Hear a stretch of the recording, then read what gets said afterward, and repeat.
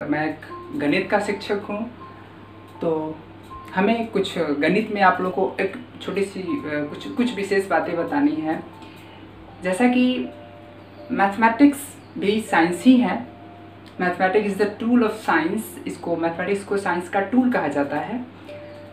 बिना मैथमेटिक्स का हम साइंस को लेकर के आगे बढ़ ही नहीं सकते हैं। अब तो मैथमेटिक्स सिर्फ साइंस में नहीं, फिजिक्स केमिस्ट्री में ही नहीं, बायोलॉजी में भी यूज इसका किया जाता है, इकोनॉमिक्स में भी इसका यूज किया जाता है। ठीक है, तो मैथमेटिक्स का दायरा सीमित नहीं है या अनलिमिटेड। हर क्षेत्र में मैथमेटिक्स का अपना योगदान है, एक विशेष उसकी एक ज़रूरत है। तो आज हम छोटी सी कुछ विशेष बातें मैथमेटिक्स के बारे में जानते हैं। तो और सभी जितनी भी चीज़ें हैं साइंस में, जितनी भी चीज़ों की रिसर्च हुई है, वो लोगों ने उस पर सोचना शुरू किया कि हाँ ये होता कैसे है। ये जैसे न्यूटन ने सोचा कि फल ऊपर से नीचे ही क्यों गिरते हैं, ऊपर क्यों नहीं जाते हैं। तो मैथमेटिक्स को छोड़ करके साइंस के जितने भी ब्रांचेज है, वहाँ पे लोगों ने सोचना शुरू किया कि ये ऐसा होता क्यों है। लेकिन मैथमेटिक्स एकमात्र ऐसा सब्जेक्ट है जिसके बारे में लोगों को आवश्यकता सबसे पहले पड़ी, यानी कि उन साइंस को समझने के लिए। बाकी जहाँ भी कैलकुलेशन की ज़रूरत पड़ी, वहाँ पे उसको समझने के लिए, उस समस्याओं को समझने के लिए मैथमेटिक्स की ज़रूरत पड़ी। जैसे युद्ध के मैदान में भी जब सैनिकों के लिए कुछ खाने पीने की सामग्री निश्चित होती है, फिक्स होती है, सैनिकों की संख्या कुछ होती है, लड़ाई चल रही है, वहाँ पे बाहर से कोई साधन जा नहीं सकता है, कहीं फंसे हुए हैं, तो वैसी स्थिति में वहाँ पे एक जैसे कि एक तरह का प्रश्न आपको बताना चाह रहे हैं। जैसे कि मान लीजिए कि 200 आदमी के लिए खाना है, 200 सैनिक के लिए खाना है और वह 30 दिन तक चलने वाला है। ठीक है, और उसमें से 50 आदमी मारे गए 10 दिन के बाद, तो आप बताइए जो बचा हुआ खाना है बचे हुए आदमी के लिए कितना दिन तक चलेगा। तो ये समस्याएं थी। तो इन समस्याओं को सोल्व मैथमेटिक्स के तरीके से ही सोल्व किया जा सकता है। तो कहीं ना कहीं वहाँ भी इसकी मैथमेटिक्स की, गणित की आवश्यकता थी।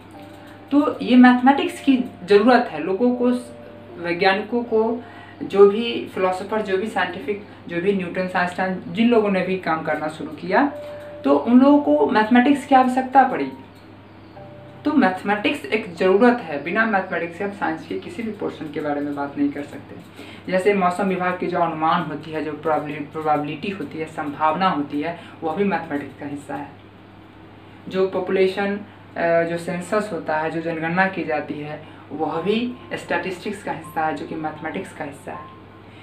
इकोनॉमिक्स में, कॉमर्स में मैथमेटिक्स पढ़ाई जाती है।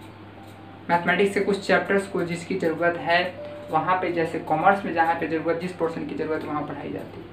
बायोलॉजी में भी मैथमेटिक्स पढ़ाई जाती है। डिफ्रेंशिएशन, जैसे कह सकते हैं कि मछली जो पानी में वाटर से जो अपना ऑक्सीजन लेती है उसके मॉलिक्यूल से, तो जो डिफ्रेंशिएट करती है वाटर के मॉलिक्यूल को, तो वहाँ जो डिफ्रेंशिएशन होता है, तो कहीं ना कहीं ये डिफ्रेंशिएशन मैथमेटिक्स की चीज़ है, तो उसका भी इस्तेमाल होता है वहाँ। तो कह सकते हैं कि मैथमेटिक्स, बाकी सारे ब्रांचेज की ज़रूरत लोगों ने जब भी उसके बारे में सोचना शुरू किया, रिसर्च करना शुरू किया, तो लोगों को मैथमेटिक्स की ज़रूरत का एहसास हुआ। और इसी क्रम में मैथमेटिक्स में बहुत सारी रिसर्चेज होती चली गई। वैसे अगर कहें तो शुरू में लोगों को आवश्यकता इस रूप में पड़ी कि शिकार करते थे। जैसे आदि मानव लोग पहले थे जो जंगलों में रहते थे, तो वो जानवरों को मार कर कहीं खाते थे। तो कहीं ना कहीं उनके मन में प्रश्न ये भी उठा ही होगा, क्योंकि एक जानवर मारा, 10 आदमी, जितने भी आदमी है उसको खाया पिया, 2 जानवर मारा तो थोड़ा बढ़ गया, 3 जानवर मारा तो और बढ़ गया। तो कहीं ना कहीं ये जो उसको अनुभव होता होगा कि आखिर किस प्रकार से हमको कितना भोजन की आवश्यकता है, उसी अकॉर्डिंग हम क्या करेंगे, उसी के अनुसार जानवरों का शिकार करेंगे। तो कहीं ना कहीं संख्या की जो ज़रूरत है, जो काउंटिंग की जो ज़रूरत है, वो उसी समय हो गई।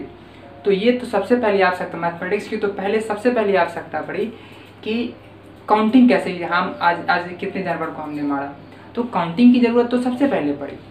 तो इस प्रकार से मैथमेटिक्स तो एक ज़रूरत है।